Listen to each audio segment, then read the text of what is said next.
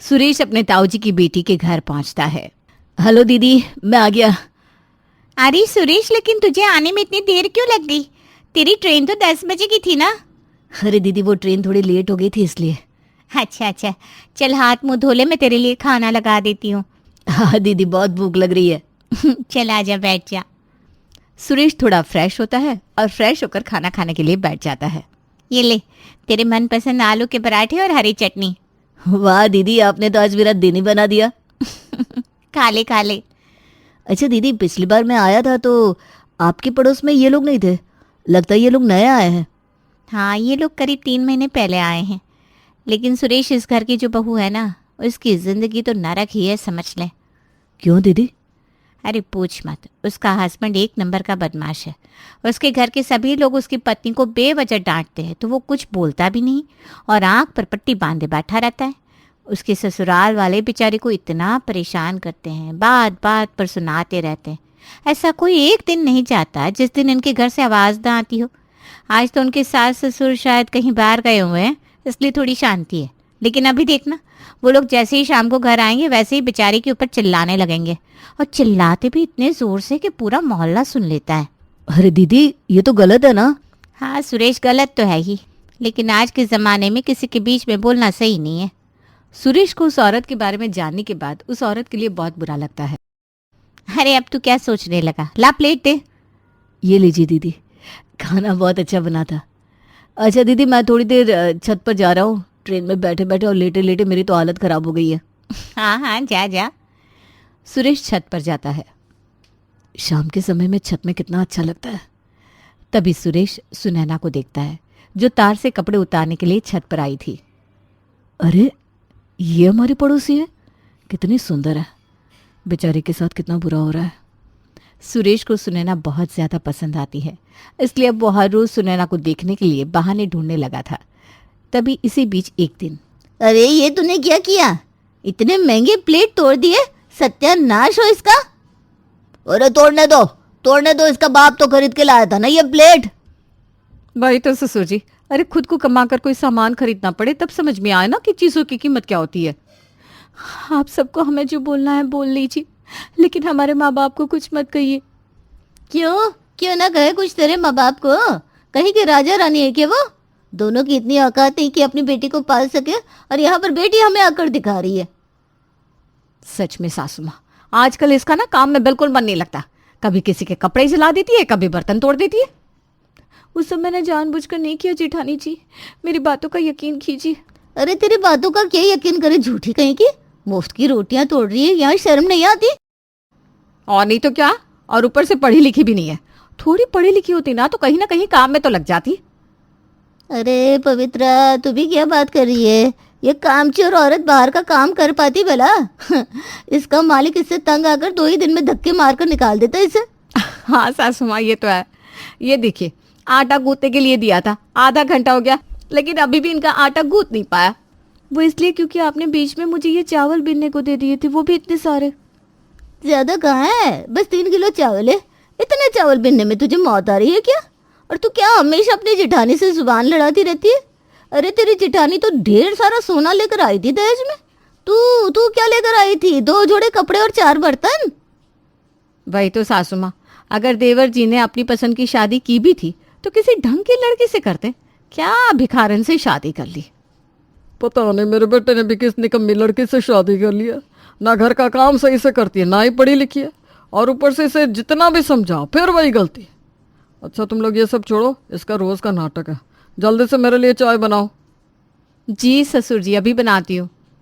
सुनैना के ससुराल वाले उसे बहुत जोर जोर से डांट रहे थे, इसलिए इन सब की आवाज़ बाहर जा रही थी। दीदी, ये लोग तो इसके ऊपर बहुत चिल्लाते हैं।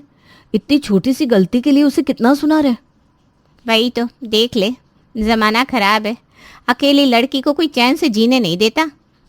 इन सब घटनाओं के कारण सुरेश सुनैना के प्रति बहुत सहानुभूति का भाव रखने लगता है। इसके अलावा जब सुनैना कभी सब्जी लेने के लिए बाहर निकलती तो सुरेश भी किसी न किसी बहाने से घर से बाहर निकल जाया करता। इतना ही नहीं, अब तो सुरेश सुनैना के बेटे अमन से भी दोस्ती कर लेता है। अरे अमन बेटा, चल अंदर। अरे सुनैना जी, थोड़ी देर और खेलने दीजिए ना इसे। ठीक है। सुरेश सुनैना के बेटे अमन के साथ खेलने लगता है। कितने अच्छे हैं ये। अब सुनैना भी सुरेश को पसंद करने लगती है। दिन ऐसे ही गुजरते रहते हैं। तभी एक दिन, अच्छा दीदी आज खाने में क्या है? आज खाने में मैंने भिंडी की सब्जी बनाई है। अच्छा सुनो सुरेश, तुम्हारी मम्मी का फ़ोन आया था, कह रही थी कि तुम जल्दी घर पहुंचो। क्या? अच्छा मैं मम्मी से बात करता हूँ। नहीं नहीं, तुम्हें मम्मी से बात करने की कोई ज़रूरत नहीं है। अरे दीदी आप ऐसे क्यों बोल रही हो? अच्छा ठीक है, मैं सीधे मुद्दे पर आती हूँ। देखो सुरेश, तुम जो भी कर रहे हो ना सही नहीं कर रहे हो। तुम उस सुनैना के पीछे क्यों पड़े हो? अरे दीदी ऐसा कुछ नहीं है। सुरेश मैं कोई बच्ची नहीं हूँ, मुझे सब समझ में आता है। बताओ तुम दोनों के बीच में क्या चल रहा है? अच्छा दीदी अगर आपको पता चल चुका है तो ठीक ही है। वैसे भी मैं आप लोगों से इस बारे में बात करने ही वाला था। देखिए दीदी सुनैना अकेली है, उसे किसी सहारे की ज़रूरत है और मैं उसका सहारा बनना चाहता हूँ। तुम्हें उसका सहारा बनने की कोई ज़रूरत नहीं है। तुम्हें पता नहीं उसके ससुराल वाले कितने बेकार हैं। दीदी सुनैना का डिवोर्स होने वाला है और ये हम दोनों के लिए बहुत अच्छी बात है। तू यहाँ पर छुट्टियां मनाने आया है कि हमारी नाक कटवाने आया है? मुझे कुछ नहीं सुनना। तू कल ही यहाँ से जा रहा है बस। अभी मैं तेरे जीजाजी से कहकर तेरी कल की ट्रेन की टिकट कटवाती हूँ। दीदी प्लीज ऐसा मत करो। मुझे कुछ नहीं सुनना। सुरेश अभी तो कुछ नहीं बोल पाता। वहीं जब अगला दिन आता है तो सुरेश अपना सामान लेकर रेलवे स्टेशन के लिए निकल पड़ता है। अच्छा हुआ आकांक्षा कि तुमने सुरेश को अपने घर भेज दिया। हाँ बिल्कुल। लेकिन तभी इसके कुछ देर बाद सुरेश सुनैना के साथ वापस लौटता है। देखो आकांक्षा, तुम्हारे भाई ने क्या किया, हमें यहाँ मुंह दिखाने लायक नहीं छोड़ा। देखिए जीजाजी मैंने ऐसा कुछ भी नहीं किया जिसकी वजह से आपको यहाँ मुंह छिपा कर चलना पड़े। हम दोनों जवान हैं और अपनी समझ से शादी कर लिए, तो इसमें बुराई क्या है? देख भाई, तुझे जो करना था तू करता, लेकिन अपने घर में करता, यहाँ तो ना करता। दीदी जीजाजी आप दोनों को मुझे आशीर्वाद देना है तो दीजिए, वरना मैं जा रहा हूँ। अरे तू तो चला जाएगा यहाँ से, लेकिन तेरी माँ को क्या जवाब दूंगी मैं? वो सब मैं संभालूंगा, आप चिंता मत करिए। इसके बाद सुरेश अपनी पत्नी को लेकर अपने शहर चला जाता है। ये किराए का कमरा है, अब हम यहीं रहेंगे। अच्छा तुम बैठ जाओ, आराम करो, मैं ज़रा मार्केट से कुछ सामान लेकर आता हूँ। ठीक है। सुरेश मार्केट जाता है और कुछ सामान वगैरह खरीद कर घर आता है तो देखता है कि उसकी माँ वहाँ पर आई हुई है। तो इस चुड़ैल को ब्याह कर ले आया? अब माँ मैंने आपको फ़ोन पर सब कुछ बता तो दिया था, अभी आपकी बहू बन चुकी है, इसलिए इससे सही से बात करिए माँ। ये दो कौड़ी की लड़की मेरे घर की बहू बनेगी, इसे तो मैं अभी सबक सिखाती हूँ। चल निकल यहाँ से। माँ आप ये क्या कर रही हैं? क्यों तमाशा बना रही है आप सबके सामने? अरे अभी तो तमाशा शुरू कहाँ हुआ है, तू देख अभी आगे क्या क्या होता है। सुरेश की माँ सुनैना के हाथ को पकड़कर खींचने लगती है। मम्मी। माँ रुक जाइए, बहुत हो गया, अब और तमाशा नहीं। तू इस चुड़ैल के लिए मुझसे ऐसे बात कर रहा है बेटा?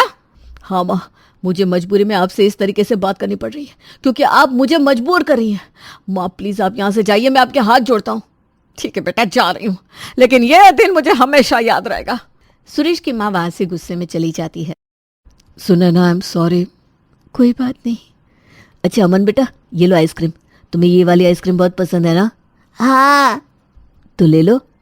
अच्छा सुनैना मैं तुम्हारा फेवरेट मंचूरियन लेकर आया हूँ, चलो साथ में खाते हैं और अपना मूड फ्रेश करते हैं।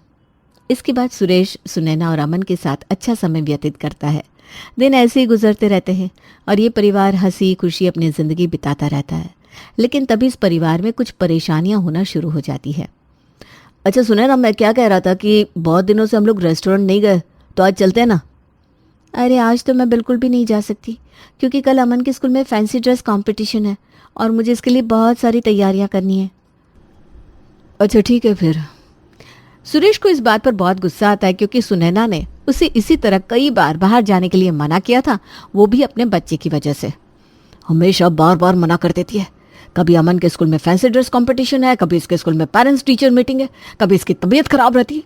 अरे कम से कम मुझ पर थोड़ा तो ध्यान देना चाहिए। और तभी इसके कुछ दिन बाद ही सुनो सुनैना, आज ना मेरा वेज रोल खाने का बहुत मन कर रहा है, चलो ना बाहर चलते हैं। अरे नहीं नहीं, इतनी ठंड हो रही है बाहर, ऐसी ठंडी में अमन को बाहर ले जाना ठीक नहीं है। वैसे ये सुबह से बीच बीच में छींक रहा है। ठीक है फिर घर में ही मंगा लेता हूँ। हाँ यही ठीक रहेगा। और अमन के लिए ना एक मीडियम साइज का पिज्ज़ा मंगवा दीजिएगा। मैंने मना कर दिया तो सुनैना ने एक बार भी नहीं बोला कि नहीं नहीं बाहर चलते हैं। इस तरह सुरेश इन सब बातों की वजह से अमन के प्रति गुस्सा का भाव रखने लगता है। इसके कुछ दिन बाद जब सुरेश मार्केट में था, ये वाली ड्रेस तो बहुत अच्छी लग रही है, ले लेता हूँ। भैया ये वाली ड्रेस देना तो। सुरेश वो ड्रेस खरीदता है और ड्रेस लेकर घर पहुंचता है। अरे ये तो काफ़ी शॉर्ट है। तो क्या हुआ, आजकल तो सारी लड़कियां पहनती है ना ऐसा। प्लीज़ ज़रा पहन के दिखाओ ना, मना मत करना। लेकिन अरे लेकिन मत करो, चलो जल्दी से पहन कर दिखाओ प्लीज़। अच्छा ठीक है, 1 मिनट में आती हूँ। लेकिन तभी वहाँ पर अमन आ जाता है। मम्मा भूख लग रही है, प्लीज पास्ता बना दो। बेटा अभी थोड़ी देर में बनाती हूँ, तुम जाओ अपना होमवर्क खत्म कर लो। ना मुझे अब भी खाना है। अमन पास्ता खाने की जिद करता है और रोने लगता है। बेटा ऐसे जिद नहीं करता है, जाओ अभी थोड़ी देर में बना देगी ना मम्मी पास्ता। अरे नहीं बच्चा है, अभी इसे क्या पता। ऐसा करती हूँ मैं जल्दी से पास्ता बना लेती हूँ पहले। ये कहकर सुनैना तुरंत किचन में चली जाती है। सुनैना मेरे बारे में बिल्कुल सोचती नहीं, सिर्फ अपने बच्चे के बारे में सोचती है। और तभी सुरेश को उसके बॉस का कॉल आता है और उसे ऑफिस जाना पड़ता है। हो गया सारा मूड चौपट। तो ये सब कुछ हो ही रहा था कि अगले दिन, अरे वाह ये वाली मूवी। सुरेश मूवी देख रहा था कि तभी उसमें एक रोमांटिक सीन आता है। ये देखते ही सुनैना टीवी का रिमोट सुरेश के हाथ से ले लेती है और टीवी का चैनल बदल देती है। ये क्या कर रहे हैं आप? क्या कर रहा हूँ मतलब? अचानक से ये गाना चालू होगा तो इसमें मैं क्या करूँगा? अरे पर थोड़ा तो ध्यान करिए, घर में बच्चा है, उस पर इन सब चीज़ों का क्या असर पड़ेगा? अच्छा ठीक है, ऐसा करता हूँ टीवी बंद कर देता हूँ। अरे सुरेश ये कहकर गुस्से में घर से बाहर चला जाता है। जब वो घर वापस लौटता है, बेटा पढ़ो इसे, ध्यान से पढ़ो। मुझे लगा था कि मैं गुस्सा हूँ तो सुनैना मुझे मनाएगी, लेकिन यहाँ तो सब उल्टा ही हो रहा है। मैडम अपने बेटे को पढ़ाने में लगी हुई है।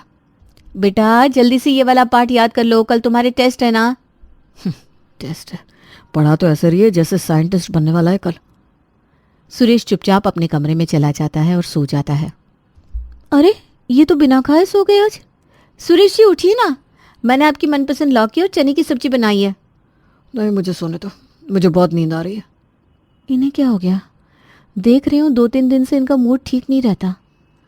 इसके अगले दिन ही सुरेश रात के 10:30 बजे बियर की बोतल लेकर आता है। अरे ये बियर की बोतल? आपसे मैंने मना किया था ना ये सब घर में मत लेकर आइए। सुनैना अब ना तुम चुप ही रहो। मैं कुछ भी करता हूँ तो तुम मुझे कितना टोकती हो, घर में ये मत करो, घर में वो मत करो, टीवी में ये चैनल मत देखो, वो चैनल मत देखो। अरे बस भी करो यार, परेशान हो गया हूँ इन सब रोक टोक से। तुम मुझे क्यों एक पंछी की तरह पिंजरे में कैद रखना चाहती हो? सुरेश जी ये आपको क्या हो गया है? आप ऐसे क्यों बात कर रहे हैं मुझसे? अरे क्योंकि तुमने मेरे लिए कोई चारा ही नहीं छोड़ा, इसलिए मैंने सोचा कि अमन 10 बजे तक सो गया होगा तो मैं ये बियर लेकर आया, लेकिन तुम्हारा बेटा तो अभी तक जगा हुआ है, तो इसमें मेरी क्या गलती है? अरे जाओ ना, जाके सुलाओ उसे। तो क्या वो सुबह में ये सब नहीं देखेगा? नहीं देखेगा, क्योंकि मैं इसे छुपा दूंगा। अपने बेटे की बड़ी फिक्र है तुम्हें, लेकिन क्या कभी तुमने मेरी फिक्र की? ये आपको क्या हो गया है? आप एक बच्चे से जलन की भावना रख रहे हैं। अरे चुप करो यार, मैं तंग आ गया हूं तुम्हारी ये बकवास बातें सुन सुनकर।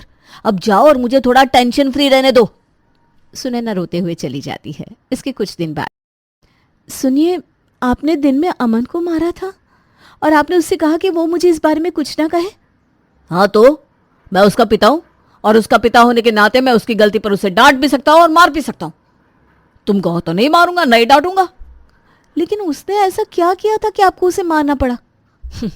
तुम तो ऐसे बोल रही हो जैसे मैंने उसे पता नहीं कितना मारा होगा। अरे हल्के से हाथ से एक थप्पड़ मारा था बस, क्योंकि वो बहुत शैतानी कर रहा था और मेरी बात नहीं मान रहा था। जरूर इसने तुम्हारे कान भरे होंगे और तुमसे कहा होगा कि मैंने उसे बहुत मारा। नहीं, इसने ऐसा कुछ भी नहीं कहा। मैं तो बस आपसे पूछ रही हूँ। लेकिन आप इतना गुस्सा क्यों कर रहे हैं? गुस्सा ना करूँ तो क्या करूँ? अरे इसकी वजह से तो मेरी जिंदगी जहन्नुम बन गई है, और ऊपर से तुम हो कि इसे समझाने के बजाय उल्टा इसका साथ दे रही हो। सुरेश जी अमन एक बच्चा है। अरे हाँ बच्चा है, यही बोल बोल कर तुम्हारे और हमारे रिश्ते के बीच अब इतनी दरार पैदा हो गई है जिसका तुम्हें अंदाजा भी नहीं है। अरे इसकी वजह से ना मैं तुम्हारे साथ टाइम स्पेंड कर पाता हूँ, ना ही कहीं बाहर जा पाता हूँ, और तो और कुछ भी अपने मन की नहीं कर सकता हूँ, सिर्फ इसकी वजह से। सुरेश जी आप ऐसे बिल्कुल नहीं थे। क्या हो गया है आपको? किसी ने कुछ कहा है क्या? अरे आप एक बच्चे से। चुप रहो सुनैना, बहुत हो गया। अब तुम्हें इसे कल ही हॉस्टल में डालना होगा। नहीं, मैं ऐसा नहीं कर सकती। मैं अपने बच्चे के बिना नहीं रह सकती। ये बात आप भी अच्छे से जानते हैं सुरेश जी। ये क्या हो गया है आपको? प्लीज ऐसा मत बोलिए, हमारा छोटा और प्यारा परिवार है, क्यों तोड़ रहे इसे आप? मत करिए ना ऐसा प्लीज। नहीं, अब मैं अपना डिसीजन बदलने वाला नहीं हूँ। तुम्हें इसे हॉस्टल भेजना ही होगा। और वैसे भी ये हॉस्टल ही तो जाएगा, कहीं किसी और के पास नहीं जाएगा जो तुम बेवजह इतना डर रही हो। तो ठीक है, फिर हम दोनों अलग हो जाते हैं, क्योंकि इसी में हम दोनों की भलाई है। सच में मैंने आपको एक अच्छा इंसान समझकर गलती की। वाह, मेरी माँ सही कहती थी, तुम जैसी औरतें ना लास्ट में धोखा ही देती हैं। बहुत हुआ सुरेश जी, अब एक और लफ्ज नहीं। इतना कहकर सुनैना अपना सामान पैक करती है और अपने बेटे को लेकर सुरेश के घर से निकल जाती है। इस तरह सुनैना का ये दूसरा और आखिरी ससुराल था। दीवान परिवार राजकोट शहर का जाना माना परिवार था। उनकी हलवाई की दुकान की चर्चा राजकोट का बच्चा बच्चा करता था। और जब उनके दूसरे बेटे रवि की शादी की बात शिवानी के पिता सुरेश तक पहुंची तो उनके उत्साह का भी ठिकाना नहीं था। अरे मैं समझ रही हूँ आप क्या सोच रहे हैं। आप दीवान परिवार के दूसरे बेटे रवि के लिए शिवानी का रिश्ता भेजना चाहते हैं ना? अरे मैं नहीं भेजना चाहता, उन्होंने खुद हमारी शिवानी के लिए रिश्ता भेजा है। अच्छा, तो आपने क्या सोचा है इस रिश्ते के बारे में? अब इसमें सोचना क्या है, ऐसे रिश्ते को भला कोई ना कहता है क्या? अरे पर उनका इतना बड़ा परिवार है, अच्छे खासे रईस लोग हैं वो। आपको नहीं लगता हमें एक बार सोचना चाहिए? अरे बड़ा परिवार हुआ तो क्या हुआ, तुम जब इस घर में शादी करके आई थी तब भी तो ये परिवार कितना बड़ा था, तुमने भी तो संभाला था ना। लेकिन पहले की बात अलग थी जी, आजकल ये सब कहाँ होता है। अरे तुम बात को समझ ही नहीं रही, हमारी शिवानी वहां बहुत खुश रहेगी सच में, और उन्होंने सामने से रिश्ता भेजा है। ठीक है, अगर आपको सही लगता है तो फिर हमें शिवानी को भी बता देना चाहिए इस बारे में। हाँ, मैं उन्हें कह देता हूँ कि वो लोग कल हमारे घर आ सकते हैं। ठीक है, मैं कल शिवानी को तैयार कर दूंगी। सुरेश ने अगले ही दिन दीवान परिवार को अपने घर आने का आमंत्रण दे दिया और उनके स्वागत की तैयारी में लग गए। दीवान का पूरा परिवार शिवानी को देखने आया था। दीवान, उनकी पत्नी सरला, उनका बड़ा बेटा अजय, बड़ी बहू जानवी, छोटा बेटा निशांत और शिवानी के लिए जिसके लिए रिश्ता आया था वो था उनका दूसरा बेटा रवि। माँ, ये कितना बड़ा परिवार है, इसे परिवार नहीं मोहल्ला घोषित करना चाहिए। हाँ बेटा, बात तो तेरी सच है, लेकिन रुतबा पैसा सब कुछ है इनके पास। अब कुछ पाने के लिए कुछ खोना तो पड़ता ही है। जब मैं इस घर में शादी करके आई थी ना, तब हम सब भी साथ ही में रहते थे, लेकिन फिर सास ससुर के जाने के बाद सब लोग अलग अलग रहने लगे। बेटा, अब इतने बड़े घर की बहू बनना है तो कुछ तो मेहनत करनी पड़ेगी ना। हाँ वो तो है माँ, आप और पापा मेरे लिए बुरा तो नहीं सोचेंगे। वही तो। चल, अब सब लोग तेरा इंतजार कर रहे हैं। वैसे दिखने में तो रवि काफी अच्छा दिख रहा है ना? हाँ माँ, ये तो है। जहाँ एक तरफ शिवानी को रवि पसंद आ रहा था, वहीं दीवान परिवार को भी शिवानी एक ही नजर में भा गई थी। भाई साहब, हमें तो आपकी बिटिया बहुत ही पसंद आ गई है, हमारी तरफ से ये रिश्ता पक्का समझिए। भाई साहब, हमें भी ये रिश्ता कबूल है, आप तो बस शादी की तैयारियां कीजिए अब। अरे रुकिए, पहले मेरी बहू को शगुन तो देने दीजिए मुझे। यहाँ आओ शिवानी बहू। सरला शिवानी को 11,000 का शगुन देती है और मिठाइयों की तो जैसे उन्होंने दुकान ही लगा दी थी शिवानी के लिए। उनके जाने के बाद शिवानी को तो यकीन ही नहीं हो रहा था कि इतना सब उसके शगुन में दिया गया है। ये इतनी सारी मिठाइयाँ, इतने सारे कपड़े, ये शगुन के पैसे, ये सब मेरे लिए। और नहीं तो किसके लिए बेटा, मैं ऐसे ही नहीं कह रहा था तुम्हें कि ये परिवार बहुत अच्छा है। हाँ, लेकिन बेटा इतने बड़े परिवार में काम भी बहुत होता है, ठीक है? शादी के बाद शिकायत मत करने लग जाना कि माँ वहाँ तो बहुत काम करना पड़ रहा है मुझे। हाँ माँ, मैं समझ गई, मैं कोई शिकायत नहीं करूंगी, सच में मैं सारा काम संभाल लूंगी। शिवानी अपना रिश्ता रवि के साथ होने से काफी खुश थी। आए दिन उसके लिए मिठाइयाँ और तोहफे तो आते ही रहते थे और अब तो उसकी शादी का दिन भी आ चुका था। आंटी जी, अब बिल्कुल चिंता मत करिए, मेरे लिए तो शिवानी छोटी बहन की तरह है। हाँ बहन जी, अब तो वो हमारे परिवार का हिस्सा हो गई है, अब हम सब उसका परिवार बन चुके हैं। जी जी बहन जी, इतना भरा पूरा परिवार है तो मुझे किस बात की चिंता। अब शिवानी हमारे पास बड़े ही लाड से पली है, अगर उससे कोई गलती हो जाए तो आप उसे अपनी बच्ची की तरह समझाइएगा। हाँ बहन जी, सच कहूँ तो उसे इतना ज्यादा काम करने की आदत ही नहीं है। आप लोग जरा ध्यान रखिएगा इस बात का। अरे बहन जी, आप बिल्कुल चिंता मत कीजिए, हम सब है ना उसके साथ। अब चले, शिवानी को घर में गृह प्रवेश भी करवाना है। हाँ हाँ चलो, नई बहू को लेकर घर चलते हैं। शिवानी का उसके ससुराल में स्वागत भी बड़े धूमधाम से किया गया। सारे परिवार ने उसे काफी सारे तोहफे और शगुन भी दिए। तुम्हें अच्छा लगा ना स्वागत? अच्छा, मुझे तो बहुत अच्छा लगा। इतने प्यार से सबने मुझे वेलकम किया है इस घर में। चलो अच्छा है, तुम चिंता मत करना, इस घर में तुम जल्दी ही एडजस्ट हो जाओगी। देखना, अभी कुछ ही दिनों में तो हम घूमने जाने वाले हैं, उसके बाद आकर ही तुम्हें घर का काम संभालना है। मैंने माँ से पहले ही कह दिया है। अच्छा, अब कल पैकिंग कर लेना, हम परसों ही कश्मीर चल रहे हैं घूमने। वाह कश्मीर, मैं कल ही सारी पैकिंग कर लेती हूँ। शिवानी शादी के बाद पहली बार घूमने जा रही थी, इसलिए उसने काफी सारे कपड़े लिए थे। कश्मीर जाने के बाद भी उसने वहां बहुत मजे किए। वो बहुत खुश थी कि उसकी शादी इतने अच्छे परिवार में हुई है। लेकिन उसे क्या पता था कि असली परीक्षा तो अब आने वाली है, जब वो कश्मीर से घूमकर वापस आई। कश्मीर में तो मजे ही आ गए मुझे सच में। लेकिन ससुराल वापस आ गई हूँ तो ससुराल वालों को भी शिकायत का मौका नहीं देना है। उन्हें भी ऐसा नहीं लगना चाहिए कि मैं सिर्फ घूमने फिरने में ही होशियार हूँ। जल्दी से तैयार होकर नीचे जाती हूँ। शिवानी तैयार होकर नीचे आती है और सीधा रसोई में जाती है, जहाँ उसकी जेठानी और सास पहले से ही मौजूद थी। ये देखो, शिवानी भी आ गई। प्रणाम मम्मी जी। सदा खुश रहो, सदा जीती रहो बहू। मम्मी जी मुझे बताइए क्या काम है, मैं कर देती हूँ। खाने में क्या बनाना है? नहीं नहीं शिवानी, खाना तो मैं बना लूंगी, कोई बात नहीं। अरे वाह, वैसे भी मुझे ज्यादा खाना बनाना आता भी नहीं है। चलो अच्छा है। हाँ शिवानी, जानवी को खाने के बारे में सब पता है, कौन क्या खाता है, खाना वो बना लेगी। हाँ तो मम्मी जी मुझे कोई और काम बता दीजिए कि क्या करना है, मैं वो कर लेती हूँ। शिवानी, तुम्हें बस रोज कपड़े धोने होंगे सबके। बस कपड़े ही धोने? ये तो बड़ा आसान काम है भाभी। मैं खाना बनाना, बर्तन, घर को साफ करना वो सब मैं कर लूंगी। तुम्हें ना रोज सबके कपड़े धोकर सुखा देने होंगे। अरे भाभी, इसमें कौन सी बड़ी बात है, वो तो मैं कर लूंगी। कोई और काम हो तो बताइए ना मुझे। नहीं बेटा, कपड़े धोने में ही तुम्हारा पूरा दिन निकल जाएगा वैसे। मम्मी जी आप मेरा मजाक उड़ा रही है ना? आपको लगता है कि मैं कुछ कपड़े भी ठीक से नहीं धो सकती हूँ? अरे नहीं बहू, मैं तुम्हारा मजाक नहीं बना रही हूँ। तुम समझो बात को, तुम्हारा पूरा दिन ही कपड़े धोने में निकल जाएगा। अरे कुछ कपड़े ही तो धोने हैं बस। हम लोग घर में 7 लोग हैं। हर कोई अगर दिन में 2 बार भी कपड़े बदलेगा तो कितने होंगे? शिवानी, आज तुम कपड़े धोकर देख लो ना, फिर तुम्हें समझ में आएगा कि मम्मी जी तुम्हें ऐसा क्यों कह रही थी। शिवानी को समझ में नहीं आ रहा था कि उसकी जेठानी और सास उसे ऐसा क्यों कह रही थी।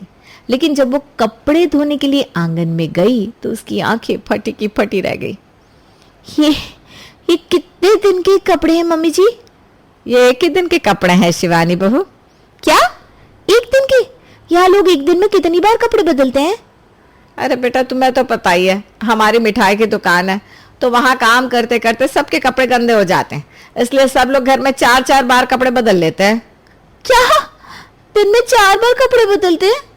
चलो बहू, अब जल्दी से कपड़े धोने के काम में लग जाओ, क्योंकि फिर सूखेंगे नहीं ना। हाँ ठीक है मम्मी जी। अच्छा तुम कपड़े धो लो, मैं और जानवी बाकी सारा काम देख लेते हैं। हाँ, आखिर कितना ही वक्त लगेगा कपड़े धोने में, और कोई काम तो मुझे करना नहीं है।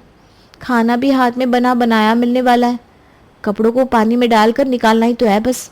कितना मुश्किल होगा। इसे जल्दी से ख़त्म करने के बाद अपने कमरे में आराम करूंगी। शिवानी ने सोचा कि कितना ही मुश्किल होगा दिन के कपड़े धोना। वो जल्दी जल्दी कपड़े धो देगी और अपने कमरे में आराम करेगी। लेकिन उसे क्या पता था कि कपड़ों पे कभी चीनी की चाशनी के दाग होंगे तो कभी घी के, जिसे साफ करते करते उसके हाथ ही घिस जाएंगे। हे भगवान, सुबह से शाम हो गई है कपड़े घिसते घिसते, लेकिन ये कपड़े एक ही कम होने का नाम ही नहीं ले रहे। अब तो इन्हें सुखाना भी है। चलो जल्दी से सुखा लेती हूँ अब। शिवानी का पूरा दिन सिर्फ कपड़े धोने में और सुखाने में चला गया, और रात को उसकी हालत ऐसी हो गई थी जैसे कोई मजदूर की हो जाती है। हाय मेरी कमर, मैं तो मर ही गई। लो, मैं बाम लगा देता हूँ कमर पे। मैं तो इतना खुश हो रही थी, इतना बड़ा परिवार है, सब लोग साथ में हंसी खुशी रहेंगे। मुझे क्या पता था यहाँ लोग दिन में 4-4 जोड़ी कपड़े बदलते। और सुबह की जोड़ी, दोपहर की जोड़ी, शाम की जोड़ी, सब अलग अलग पहनते और रात को भी अलग। अब घर बड़ा है, परिवार बड़ा है, तो काम भी तो ज्यादा ही होगा ना। ये रोज कपड़े धोते धोते कहीं मैं ही बेरंग कपड़ा ना बन जाऊं एक दिन। अरे कुछ नहीं होगा, आज तुम्हारा पहला दिन था ना, इसलिए तुम्हें ऐसा लग रहा होगा। भाभी को भी ना पहले ऐसे ही लगता था, फिर उन्हें भी आदत हो गई। हे भगवान, अभी तो कल हम जो कश्मीर ले गए थे वो कपड़े भी धोना है। ये ससुराल है या धोबी घाट? लाओ चलो मैं बाम लगा देता हूँ, कल तुम्हें ये सारे कपड़े भी तो धोने हैं ना। शिवानी का रोज एक ही काम था, कपड़े धोना, लेकिन उस काम में ही उसका पूरा दिन चला जाता था। अब तो उसे हर जगह बस कपड़े धोने ही याद आते थे। अरे ध्यान से, सब्जी लग गई है इस शर्ट पे, जल्दी से उतार कर दो। मैं अभी पानी में ब्लीच डालकर भिगो देती हूँ, वरना दाग जाएगा नहीं। जल्दी उतारो। अरे मैं शर्ट उतार दूंगा तो यहाँ ऐसे बिना कपड़ों के कैसे बैठूंगा? नहीं नहीं नहीं, मुझे अभी शर्ट दो। दाग रह गया तो मुझे कल पूरा दिन इसे घिसना पड़ेगा, फिर पानी में 3-3 बार डालना पड़ेगा, धूप में अच्छे से सुखाना पड़ेगा। चलो शर्ट दो मुझे। और अब यहाँ इस टेबल पर सफेद कवर क्यों बिछाया है आपने मम्मी जी? आपको पता है ना सफेद कपड़ों को धोने में कितनी मेहनत लगती है। पहले इन्हें भिगो कर रखो, फिर इन्हें रंगीन कपड़ों से अलग धो, और फिर इन्हें ब्लीच डालकर अच्छे से रगड़ो, फिर जाकर कहीं ये साफ होता है। अरे ये कवर नहीं चलेगा, उतारो इसे। अरे बेटा, पर खाना खाने के बाद उतार देते हैं ना। नहीं नहीं नहीं नहीं, तब तक कोई दाग लग गया तो अभी उतारो। रवि आप भी शर्ट दीजिए। रवि शिवानी से बचने के लिए भाग जाता है अपने कमरे में, और शिवानी भी उसके पीछे पीछे दौड़कर चली आती है। बेचारे की कपड़े धो धोकर क्या हालत हो गई है। अब तो इसे सपने में भी कपड़े और साबुन ही दिखता होगा। नहीं, भाभी का ये हाल है, इसका मतलब कि मेरी होने वाली बीवी का भी यही हाल होने वाला है। पहले मैं धोती थी कपड़े, फिर अब शिवानी धोती है। आखिर में तुम्हारा नंबर है अब शादी का, तो इसके बाद तुम्हारी बीवी आकर ही धोएगी ना कपड़े। अब मुझे समझ में आ रहा है कि रवि भैया भागे क्यों यहाँ से। भाभी दिन भर कपड़े धोती होंगी और रात को उन्हें। जानवी की ये बात तो सही थी कि अब निशांत का शादी का नंबर था, जिसका मतलब था कि उसकी पत्नी आकर कपड़े धोएगी। बस इंतजार था तो निशांत की शादी का। कब होगी निशांत की शादी? जब तक तुम्हारी शादी नहीं हुई थी ना, तब तक मेरा भी यही हाल रहता था। इतना तो मैं अपनी शादी का इंतजार नहीं कर रही थी जितना मैं अपनी देवरानी के आने का कर रही हूँ। पापा जी कह रहे थे कि निशांत को एक लड़की पसंद है, उसी के साथ उसकी शादी तय कर देंगी कुछ दिनों में। पिछले 2 सालों से कपड़े धो धोकर मेरी खुद की शक्ल मैले कपड़े जैसी हो गई है। अब तो बस मेरी प्यारी देवरानी आ जाए और उसे ये जिम्मेदारी सौंप कर मैं गंगा नहा लूं। नहीं नहीं, नहाऊंगी नहीं, बहुत पानी में नहा लिया है मैंने। चिंता मत करो, जल्दी ही तुम्हारा ये सपना पूरा हो जाएगा। निशांत और प्रिया एक दूसरे से प्यार करते थे, इसलिए दीवान परिवार ने भी बिना वक्त गवाए उन दोनों की बड़े ही धूमधाम से शादी कर दी। प्रिया का स्वागत भी बड़े ही जोरों शोरों से किया गया। क्या बात है शिवानी, आज बहुत खुश लग रही हो। अरे भाभी, आज निशांत और प्रिया दोनों घूमकर वापस आ गए हैं। अभी प्रिया आती ही होगी, अब उसे ये कपड़े सौंप कर मैं आजाद हो जाऊंगी। हाँ, अब तुम्हें इन कपड़ों की जेल से छुटकारा मिल ही जाएगा। ये लो, आ गई प्रिया। प्रणाम मम्मी जी। प्रणाम बहू। मम्मी जी, मेरे लायक कोई काम हो तो बताइए, मैं रसोई बना दूं। अरे नहीं नहीं बहू, तुम्हें और कुछ नहीं करना है। तुम ना बाकी सारे काम हम पर छोड़ दो, वो सब हम देख लेंगे। प्रिया, तुम्हें बस एक ही काम देखना है, कपड़े धोने हैं। बस कपड़े धोने? ये तो मेरे लिए बहुत आसान है। मुझे भी यही लगा था पहले पहले। चलो हम सब ना तुम्हें कपड़े दिखा देते हैं। ये रहे कपड़े। अरे बस इतने ही कपड़े हैं? हाँ भाभी, क्योंकि मैंने हमारी दुकान पे अब एक कपड़े धोने वाला रखवा दिया है, वही सारे कपड़े धो देता है, यहाँ लाने की जरूरत नहीं पड़ती। इसका मतलब है कि बस हम तीनों के ही कपड़े धोने हैं प्रिया को? हाँ प्रिया, जैसा कि भाभियों ने बताया, तुम बस कपड़े धो लो, बाकी का काम भाभियाँ देख लेंगी। ठीक है। हाँ तो अब कपड़े नहीं है तो तुम शिवानी सबका खाना देख लेना, मैं बर्तन और झाड़ू देख लेती हूँ। ये मैं ही हमेशा क्यों फंस जाती हूँ? हे भगवान, कहाँ है आप? पंडित जी, हमें तो बस कन्या कलश ही चाहिए। मैं तो दहेज में बिल्कुल विश्वास नहीं रखती, जो देना है अपनी बेटी को दो, मुझे कुछ नहीं चाहिए। हाँ हाँ, आपकी जैसी सास और आपकी जैसा घर तो किसी भाग्यशाली को ही नसीब में होगा। तो फिर मेरे विभोर के लिए सुंदर, सुशील और पैसे वाली लड़की की खोज कर लाइए। आप निश्चिंत रहिए, मैं जल्द से जल्द एक कन्या विभोर के लिए खोजता हूँ। ठकुराइन, फिर मुझे भी सोने की चेन मिलनी चाहिए। अरे पहले लड़की तो ले आइए। दिन बीतने लगते हैं और पंडित विभोर के लिए रिया का रिश्ता लेकर आते हैं। ठकुराइन, जैसा आपको चाहिए था वैसा ही घर और वैसी लड़की अपने विभोर के लिए मिल गई है, तो चट मंगनी और पट ब्याह कर दीजिए। रिया की तस्वीर देखकर इंदिरा की आंखें बड़ी बड़ी हो जाती है और वो पंडित जी से कहती है, पंडित जी, लड़की तो बहुत सुंदर और कटी कटी है, लेकिन यह बताइए कि माल पानी है या नहीं लड़की के पिता के पास। उसकी आप फिक्र मत कीजिए, सब कुछ मैंने पहले ही देख लिया था। आखिर मुझे भी तो सोने की चेन चाहिए। अगले दिन इंदिरा अपने कुछ रिश्तेदारों के साथ रिया के मायके विभोर का रिश्ता लेकर चली जाती है। इंदिरा को देखकर रिया की माँ पिंकी उसके आओ भगत में लग जाती है और चाय कोल्ड ड्रिंक के साथ नाश्ता टेबल पर रखकर कहती है, बहन जी, मुझे पता होता कि आप आज आ रही हैं तो मैं थोड़ी तैयारियां कर लेती। अरे कैसी बात कर दी समधन जी आपने, तैयारी की क्या जरूरत है, हम कौन से पर आए हैं, घर की ही तो बात है। नहीं नहीं जी, फिर भी कुछ पकवान तो बनवाती मैं रिया से। वैसे ये सब भी ना रिया का ही बनाया हुआ है। ढोकले तो बहुत स्वादिष्ट बने। भाभी, आपको तो घर पर ही मार्केट जैसा स्वाद मिल जाएगा। और लीजिए ना बहन जी। अब तो रिया के हाथों का सीधा अपने घर पर ही खाऊंगी। पहले लड़की लड़की को तो मिल लेने दीजिए, दहेज की बात हो जाए, उसके बाद ही हम रिश्ता पक्का समझ सकते हैं। दहेज की क्या बात है समधन जी, जो कुछ भी आप दोगी वो आपकी बेटी ही इस्तेमाल करेगी। मेरा बेटा तो बाहर ही रहता है। एक गाड़ी तो दे ही दीजिएगा। क्या रिया, तभी तो तुम घूम पाओगी। और हाँ समधन जी, एक एसी भी दे दीजिएगा, आपकी बेटी ही तो एसी में रहेगी, मेरा बेटा तो रहता नहीं, वो तो महीने में एक बार आता है। बाकी आप जो भी फर्नीचर और 8-10 लाख देगी वो आपकी बेटी के ही तो काम आएंगे। अब बाकी आपको सही लगे वो दे दीजिएगा, अपना समझ के। हम ना दहेज के बिल्कुल खिलाफ है। रिया मन ही मन सोचती है, अगर मेरी शादी इनके बेटे से हो गई तो मैं इसको बताऊंगी कि दूसरे का नाम लेकर काम करना कैसा होता है। इधर पिंकी मन में सोचती है, किसी से भी शादी करूंगी अपनी रिया की, मुझे दहेज तो देना ही होगा, तो विभोर से ही कर देती हूँ। लड़का अच्छा खासा कमाता है, ऊपर से देखने में भी इतना स्मार्ट है, रिया को भी पसंद है विभोर। पिंकी रिया की ओर देखती है और रिया हाँ में गर्दन हिला देती है। पिंकी इंदिरा से कहती है, समधन जी, मुझे भी रिश्ता मंजूर है, विभोर और रिया को अकेले में थोड़ा वक्त दे देते हैं। विभोर रिया से मिलता है और दोनों एक दूसरे में खो जाते हैं। रिश्ता पक्का हो जाता है। कुछ ही दिनों में विभोर और रिया की शादी हो जाती है और रिया बहुत सारे दहेज के साथ इंदिरा के घर आ जाती है। बहू के मायके से आए हुए दहेज को देखकर मोहल्ले की औरतें वाहवाही करती है और इंदिरा से कहती है, इंदिरा, बहू तो बहुत कुछ लेकर आई है। पूरा घर भर गया, तेरा इतना दहेज आया है बहू के मायके से। साल भर तुझे किसी भी चीज की जरूरत नहीं पड़ेगी, ऊपर से ये चमचमाती कार। पूरे मोहल्ले में किसी के यहाँ इतना दहेज नहीं आया और ना ही किसी के पास ऐसी कार है।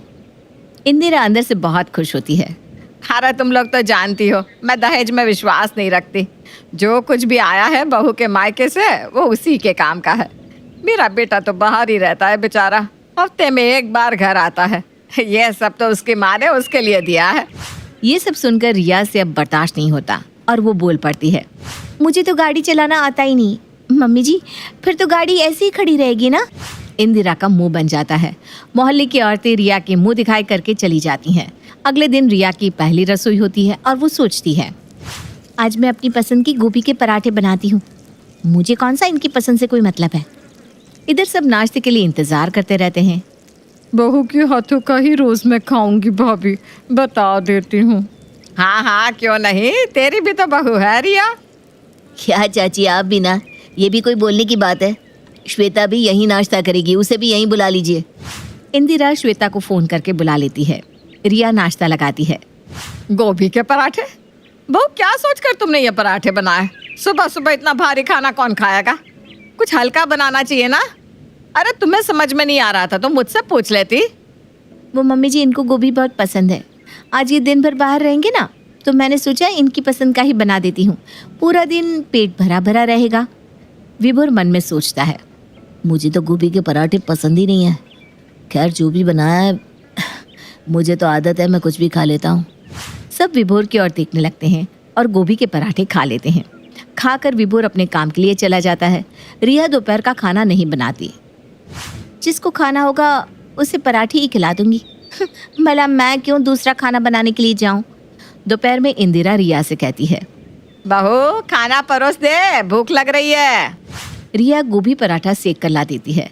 फिर से पराठे देखकर इंदिरा अपने माथे पर हाथ रखकर कहती है, अब क्या पूरा दिन यही खिलाएगी? वो मम्मी ये तो बाहरी हैं और मैं तो खाऊंगी नहीं, तो खाना बनाकर क्या करती? शादी के पहले ही दिन अर्जेंसी में उन्हें काम पर जाना पड़ा, इसीलिए रात को ना हम मूवी जा रहे हैं, उन्हें भी थोड़ा रिलैक्स हो जाए। शाम होते ही रिया तैयार होकर खड़ी हो जाती है और विभोर के आते ही उसे लेकर मूवी चली जाती है। इंदिरा गुस्से में बड़बड़ाने लगती है, बस चल पड़ी आराम से, कोई मतलब ही नहीं है हमसे। रिया अब हर बात पर विभोर का नाम ले लेती और विभोर भी उससे कुछ कहता नहीं। अगले दिन सुबह पहले रिया नाश्ता बनाकर अपनी पैकिंग में लग जाती है। रिया को पैकिंग करता देख इंदिरा कहती है, ये कहाँ चलने की तैयारी कर रही है बहू? मम्मी जी हम घूमने जा रहे हैं 5-6 दिन के लिए। आप जानती हो ना, फिर तो ये चले जाएंगी काम पर और हम जा भी नहीं पाएंगे। अब तो मुझे इनका भी देखना होगा ना। रिया और विभोर घूमने चले जाते हैं। यहाँ पर बहू के आने के बाद भी इंदिरा को ही काम करना पड़ता है। इंदिरा पिंकी को फोन करके कहती है, समधन जी आपने बहुत कुछ दिया, लेकिन अपनी बेटी को स्कूटी देना लगता जैसे भूल गई है। कार तो उसे चलानी आती नहीं। मेरी तो एक ही बेटी है, मैं उसके लिए एक स्कूटी भिजवा दूंगी। अगले दिन पिंकी नई स्कूटी इंदिरा के घर भिजवा देती है। भाई साहब अब सब मिल गया, मेरा विभोर अब भाव विभोर हो जाएगा स्कूटी देखकर। इसी तरह दिन बीतने लगते हैं। रिया और विभोर घूम फिर कर आ जाते हैं। आने के बाद विभोर अपने काम पर चला जाता है और रिया अपनी शॉपिंग पर निकल जाती है। बहू को शॉपिंग पर जाते देख इंदिरा का खून खौलने लगता है। बहू ये सब क्या है? अभी अभी तो तू आई है, अब क्या तुझे घट गया जो वापस बाहर चल दी शॉपिंग पर? मम्मी जी आपकी बेटी के पास ढंग के कपड़े भी नहीं है। अगले हफ्ते जब वो आएंगे तो उन्हें नए कपड़े दूंगी। अब मैं जा रही हूँ। रिया पूरे हफ्ते विभोर के आने तक रोज शॉपिंग के लिए बाजार चली जाती, ये बोलकर कि कभी इनके लिए जूते लेने हैं, तो कभी चप्पल, तो कभी सेविंग किट। बहू की हरकतें देखकर इंदिरा खुद से कहती है, इस तरह तो नहीं चलेगा। बहू ने नाक में दम कर दिया है। अगर अब बहू ने कुछ किया तो मैं उसकी माँ को उसी वक्त फ़ोन कर दूंगी। अब तो हद हो गई भाई। अगले दिन विभोर घर आता है। विभोर के आते ही रिया उससे कहती है, बहुत दिन हो गए, मेरा मन नहीं लग रहा घर पर। आज रात को ना हम बाहर डिनर करेंगे, मैं अभी से कह देती हूँ। ठीक है, जैसा मेरी रानी कहे। विभोर नाश्ता करके लेट जाता है और इधर रात को जाने के लिए रिया अपने कपड़े आयरन करने लगती है। बहू तड़के के लिए दाल थोड़ी ज़्यादा फुला देना, रात में नान के साथ खाने में काम आएगा। क्या मम्मी जी, मैं और विभोर तो रात के डिनर के लिए बाहर जा रहे हैं। अकेले में तो वो कहीं जाते नहीं। उनका मन था बाहर खाने का, तो आज मैंने भी बोल दिया ठीक है। अरे यह कौन सी बात हुई? मैं अभी तुम्हारी माँ को फ़ोन करके सब बताती हूँ कैसे उनकी बेटी मेरे बेटे का नाम ले लेकर अपना मन की करती है। इतना कहकर इंदिरा पिंकी को फ़ोन मिला देती है। अपनी माँ को फ़ोन करता देख रिया इंदिरा के हाथ से मोबाइल लेकर कहती है, मम्मी जी अब आपको इतनी झाल क्यों आ रही है? आपने भी तो मेरी मम्मी से मेरा नाम ले लेकर ही इतना सारा सामान दहेज में मंगवाया ना। फिर भला मैं क्यों अपने मन की ना करूं आपकी बेटे का नाम लेकर? ये तो मैंने आपसे ही सीखा है। इंदिरा माथे पर हाथ रखकर कहती है, यह तो मेरी भी माँ निकली। शीतल की बहू काम्या एक बहुत आज़ाद ख्यालों की लड़की है, लेकिन इसका मतलब ये बिल्कुल नहीं है कि उसके अंदर संस्कार नहीं है। काम्या को अपने ढंग और तौर तरीकों से रहना पसंद था, लेकिन काम्या की इस बात से उसकी सास को कम और उसके पड़ोसियों और रिश्तेदारों को ज़्यादा परेशानी है। आइए जानते हैं कि काम्या को लोगों की वजह से अपने तौर तरीके बदलने पड़ेंगे या फिर शीतल अपनी बहू का साथ देगी। बहू आज हमें मिस्टर मेहरा के बेटे की शादी में जाना है, तुम ऑफिस से जल्दी आ जाना और तैयार हो जाना। ठीक है माँ जी, लेकिन शाम को मैं मार्केट से होते हुए आऊँगी। आपको कुछ मंगाना है तो बता दो। मेरी साड़ी के लिए कुछ सेफ्टी पिन ले आना। काम्या शाम को शादी में जाने के लिए तैयार होकर आती है तो उसने जींस और टॉप पहना हुआ था। उसे इस तरह के कपड़ों में देख उसकी सास उससे कहती है, बहू ये क्या पहन रखा है तूने? सबकी बहुएं शादी में साड़ी सूट या कोई इंडियन ड्रेस पहन कर आएगी और तू ये कपड़े पहन कर आ रही है। माँ जी, मैं साड़ी या चुन्नी नहीं संभाल सकती, मुझे इसी ड्रेस में कंफर्टेबल फील होता है। लेकिन बहू, लोग क्या कहेंगे? वहाँ इतने सारे मेहमान आए होंगे, सब बातें बनाएंगे ना। माँ जी, लोगों के बातें बनाने के चक्कर में मैं क्यों अनकंफर्टेबल फील करूं? ऐसा नहीं हो सकता। अब चलिए, नहीं तो देर हो जाएगी। ठीक है बहू, जैसा तुझे ठीक लगे वैसा ही कर। अब तू कैब तो बुक करवा ले। शीतल और काम्या शादी में जाते हैं। सभी काम्या को देखकर हैरान हो जाते हैं। वो बहू होकर जींस कैसे पहन सकती है, सभी इस बात पर चर्चा कर रहे थे। कुछ औरतों से तो रहा नहीं गया तो उन्होंने शीतल से बोल ही दिया, शीतल, तेरी बहू ये क्या कपड़े पहन कर आई है? कोई अच्छे कपड़े पहनकर नहीं आ सकती थी क्या? मेरी बहू इसी ड्रेस में अच्छा महसूस करती है, तो उसे जो ठीक लगा वो पहन कर आ गई। लेकिन शीतल बहन, यहाँ कितने सारे लोग इकट्ठा हैं, ऐसे कपड़े तो तुम्हारी बहू रोज पहनती होगी। आज 2-4 घंटे के लिए तुम्हारी बहू ढंग से कोई कपड़े पहन लेती तो उसका क्या बिगड़ जाता? अब देखो ना शीतल, मिस्टर मेहरा की बहू कितना दहेज या कितना सोना लाई है, उससे ज्यादा लोग तुम्हारी बहू के बारे में बात कर रहे हैं। सभी औरतों की बात सुनकर शीतल को बहुत गुस्सा आता है। वो अपनी बहू को वहां से लेकर चली जाती है और रास्ते में उससे कहती है, बहू, तुझे ना ये कपड़े नहीं पहनने चाहिए थे, सब लोग इतनी बातें बना रहे थे। माँ जी, लोगों का तो काम है बातें बनाना। अरे बोलने दो ना जो बोलता है, आप एक कान से सुनो दूसरे कान से निकाल दो। बहू, तेरे लिए आसान होगा एक कान से सुनना और दूसरे से निकाल देना, मेरे लिए बहुत मुश्किल है ये सब सुनना। शीतल को काम्या पर बहुत गुस्सा आता है और वो उसे सुनाती भी बहुत है। अगली सुबह काम्या ऑफिस के लिए तैयार हो रही थी, तभी उसे अपने घर के बाहर गाड़ी के हॉर्न की आवाज़ सुनाई दी। काम्या ने बाहर खिड़की से झांक कर देखा तो उसके ऑफिस का एक लड़का खड़ा था। काम्या बाहर गई और उसे अंदर लेकर आ गई। काम्या ने अपनी सास से उस लड़के को मिलवाते हुए कहा, माँ जी, ये कुणाल है, मेरे साथ मेरे ऑफिस में जॉब करता है। आज इसने नई कार खरीदी है तो ये मुझे लेने आ गया। नमस्ते आंटी, कैसी हो आप? नमस्ते बेटा, मैं बिल्कुल ठीक हूँ, आओ बैठो। बहू, कुणाल के लिए भी नाश्ता ले आओ। नहीं आंटी, मैं नाश्ता करके आया हूँ। अरे बेटा, कर लो, तुम्हारी दोस्त बहुत टेस्टी नाश्ता बनाती है। कुणाल, शीतल और काम्या नाश्ता करते हैं और काम्या कुणाल के साथ ऑफिस के लिए निकल जाती है।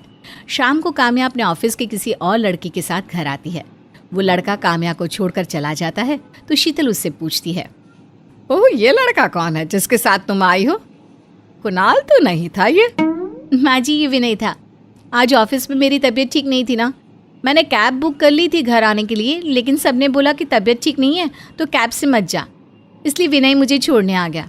बहुत अच्छा लड़का है ये माँ जी। अच्छा बहू, तेरी तबीयत ठीक नहीं है तो आराम कर ले, मैं तेरे लिए कुछ खाने को लाती हूँ।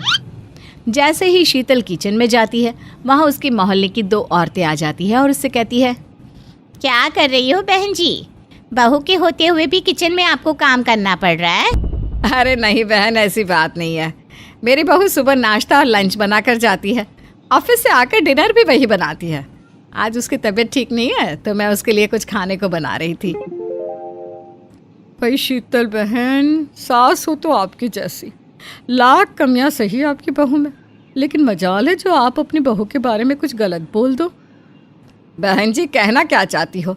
साफ साफ बोलो। तो सुनो साफ साफ, आपकी बहू कुछ ज्यादा ही हवा में उड़ रही है। सुबह ऑफिस का कोई लड़का उसे लेने आया था और अभी कोई दूसरा लड़का उसे छोड़कर गया है। सारे मोहल्ले वाले तुम्हारी बहू के चाल चलन पर उंगली उठा रहे हैं। तुम हमारी सहेली हो इसलिए तुम्हें बता दिया। अरे थोड़ी लगाम कसकर रखो अपनी बहू पर, ऐसा ना हो कि कहीं हाथ से निकल जाए। दोनों औरतें काम्या की खूब बुराई करके चली जाती हैं। अब शीतल के मन में ये बात बैठ जाती है कि उसकी बहू ठीक नहीं है। अगले दिन शीतल की भाभी और बहन अपने अपने बेटों विशाल और शेखर के साथ उनके घर आती है। काम्या सभी का बहुत ध्यान रखती है। विशाल, शेखर, मैं तुम दोनों के लिए चाय लाई हूँ। काम्या भाभी, खानदान की सभी भाभियों में आप हमारी बेस्ट भाभी हो। हाँ भाभी, आपका नेचर सबसे अलग है। आप हमारी भाभी नहीं बल्कि दोस्त हो।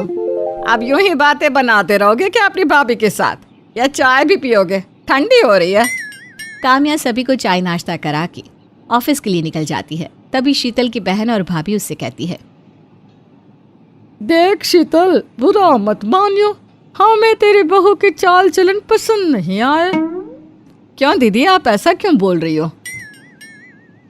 वो इसलिए ये सब बोल रही है कि भला कौन अपने देवरों से इतनी बातें करता है। तेरी बहू ने तो हमसे ज्यादा बात नहीं की, बस विशाल और शेखर के साथ ही लगी हुई थी। अरे ये दोनों आप कैसी बात कर रही हो? तीनों एक उम्र के हैं। हम बूढ़ी औरतों के पास बैठकर क्या करेंगे ये बच्चे? जो भी हो शीतल, अपनी बहू को समझाया करके लड़कों से कम बात किया करे। अभी तो हम कह रहे हैं, फिर सारा खानदान तेरी बहू की बात करेगा। अपनी बहन और भाभी की बात सुनकर शीतल बहुत शर्मिंदा हुई। शाम को काम्या ऑफिस से घर आई तो शीतल उस पर बरस पड़ी। बस बहू, बहुत कर ली तूने नौकरी, कल से तू काम पर नहीं जाएगी। क्या हुआ माँ जी, आप इतनी गुस्सा क्यों हो? लड़कों से थोड़ा दूर रहा कर बहू। जब देखो किसी भी लड़के के साथ बात करने लग जाती है। और आज के बाद तू ये जीन्स और टॉप भी नहीं पहनेगी। मेरे घर में रहना है तो मेरे तरीके से रहना होगा। माँ जी, अभी आप गुस्सा हो, हम इस बारे में बाद में बात करेंगे। काम्या वहाँ से चली जाती है। थोड़ी देर बाद मोहल्ले में किसी के लड़ने की आवाज़ आती है। शीतल और काम्या बाहर जाकर देखती हैं तो उनके पड़ोस में रहने वाली सास बहू में बहुत भयानक लड़ाई हो रही थी। बहू अपनी सास को बहुत बातें सुनाती है। तभी शीतल सोचती है, हाय, इस औरत की बहू कितनी बदतमीज है, कैसे अपनी सास से जुबान चला रही है। मेरी बहू ने तो मुझसे कभी ऊंची आवाज में भी बात नहीं की। तभी काम्या अपनी सास से कहती है, माँ जी अंदर चलिए, हमें किसी के घर की लड़ाई नहीं देखनी चाहिए। इससे हम पर भी बुरा असर पड़ेगा और बाद में इनको भी शर्मिंदगी महसूस होगी। शीतल जैसे ही उनके घर पर आती है वैसे ही उसके फ़ोन पर उसकी भाभी का फ़ोन आता है। शीतल, क्या तुम अपने वकील का नंबर दे सकती हो जो तुम्हारी प्रॉपर्टी का केस लड़ रहा है? हाँ हाँ भाभी, बिल्कुल दे सकती हूँ। लेकिन हुआ क्या है, सब ठीक तो है ना?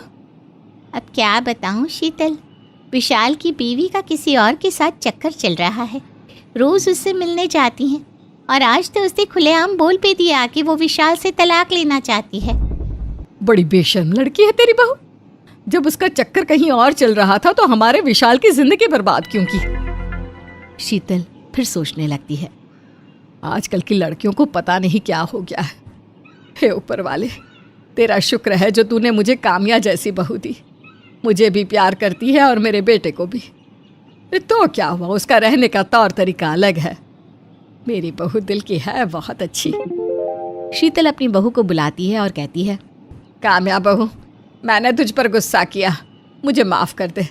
तो कल से ऑफिस जाना। हाँ बेटा, जो तेरा मन करे तू पहन सकती है, जिससे चाहे उससे बात कर सकती है, जैसे तेरा मन करे वैसे रह सकती है। अब मैं तुझे कभी रोकूंगी टोकूंगी नहीं। माँ जी, मुझे पता है आपका गुस्सा बर्फ़ की तरह है, थोड़ी देर बाद खुद ही पिघल जाता है। वैसे मैंने ऑफिस छोड़ा नहीं है, बल्कि 3-4 दिन की छुट्टी ली है और ये छुट्टियाँ मैं बर्बाद नहीं करने वाली। इसलिए आप अपना सामान पैक कर लीजिए, हम कहीं घूमने चलेंगे। शीतल अपनी बहू को गले से लगा लेती है। शीतल को इस बात का एहसास हो जाता है कि उसकी बहू बहुत अच्छी है। दोनों सास बहुएं बहुत प्यार से रहने लगती है। उस दिन के बाद जो भी शीतल को उसकी बहू के बारे में कुछ भी कहता तो शीतल उससे लड़ने लग जाती।